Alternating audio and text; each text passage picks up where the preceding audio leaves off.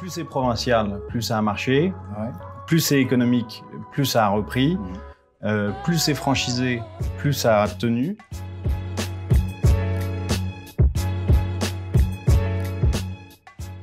On s'occupe de l'acquisition, donc on cherche des hôtels à acquérir pour le compte d'une dizaine de familles.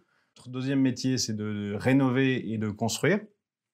Donc on sait à peu près tout faire dans ce domaine-là, et des VFA, et de la promotion pure et simple, de la surélévation ou de la rénovation pure et dure, comme dans cet actif. D'accord. Et vous avez quoi comme hôtel? Alors, vous avez un peu toutes les gammes ou c'est quoi les enseignes? Alors, nous, on est pas sectaire. On a une gamme très large qui va du 1 au 4. Jean Solanet avait présidé Campanile lors de sa création et l'a accompagné pendant un certain temps. Et donc, nous sommes un investisseur important chez Louvre, avec sur les marques Première Classe, Campanile et Kyriade et Golden Tulip. On est également franchisé Accor sur les marques Ibistil et Mercure. Et puis, nous sommes franchisés Holiday Inn et Holiday Inn Express. Voilà. Et puis, et nouvellement franchisé Voco à Strasbourg. Donc, ça va être la découverte de cette marque. Est-ce que toi, tu vois par rapport à vos différents hôtels, où est-ce qu'ils sont situés, des performances qui sont un peu contrastées? Est-ce que tu peux peut-être me raconter un petit peu ce moment où le monde a basculé le 15 mars et comment l'été a un petit peu ramené des couleurs ou pas chez vous? Tout ce qui est plus c'est provincial, plus ça a marché. Ouais. Plus c'est économique, plus ça a repris. Plus c'est franchisé, plus ça a tenu. Et ensuite, il y a une grande différence selon le pourcentage de clientèle domestique internationale. Et c'est vrai que c'est fou. En fait, il manque les deux principales composantes. Et finalement, le marché ne tient plus que par la clientèle domestique, principalement corporate.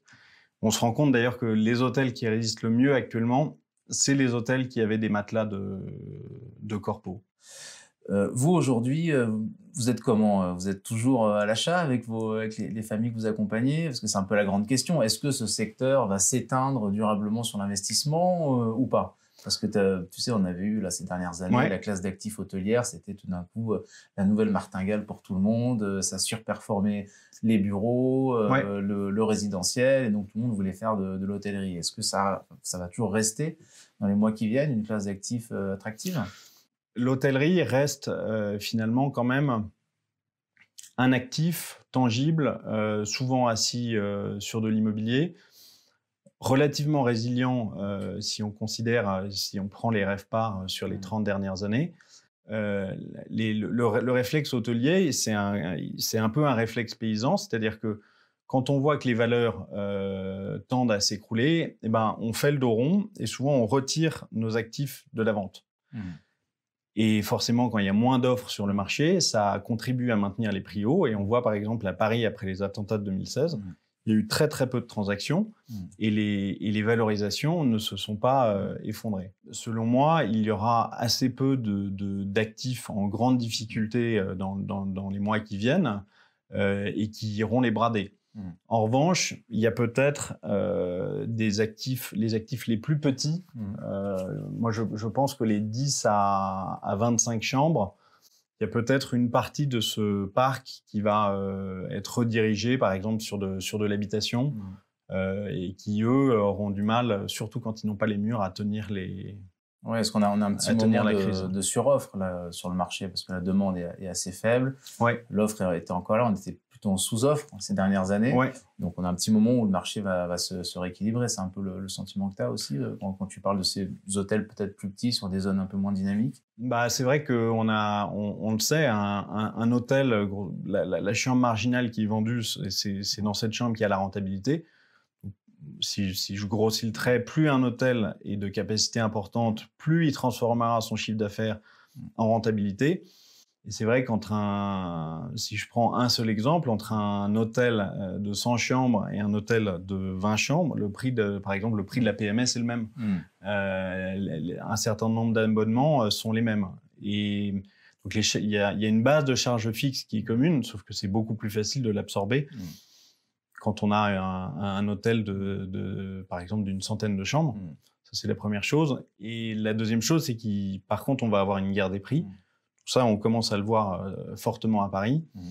Et c'est beaucoup plus facile d'encaisser une guerre des prix quand on a du volume que quand on a un petit actif. Du coup, l'exercice qu'on adore, c'est l'exercice de boule de cristal. Ouais. Quand est-ce que tu penses qu'on va revenir à des niveaux d'exploitation? Alors peut-être pas 2019, parce qu'on va considérer maintenant avec le recul que c'était le haut du cycle. Ouais. Mais tu sais, cette zone où, voilà, où on retrouve un peu nos ratios, nos marges d'EBITDA qui sont correctes. Pour toi, c'est pas un exercice dans l'absolu, hein, mais non. comme ça, au feeling, tu penses que ça va atterrir quand? Alors, moi, ce qui est compliqué dans cette crise, c'est que justement, c'est très compliqué de faire des prévisions. Alors néanmoins, plus on s'avance, plus le brouillard, pas forcément se dissipe, mais en tout cas, plus le brouillard est lisible.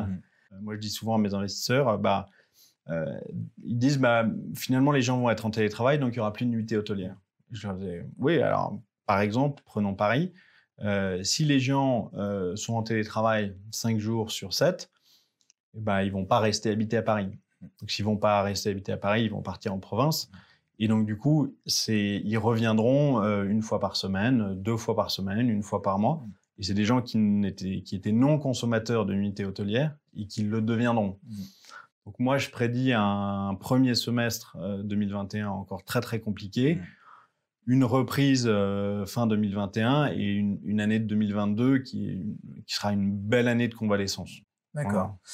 Et peut-être dernière question, est-ce qu'il y a quelque chose à date qui a changé dans un peu votre logiciel d'investissement, quoi? Est-ce que vous gardez les mêmes critères ou commencez un peu à faire varier quelques critères? Non, je pense que ça a fait varier certains critères.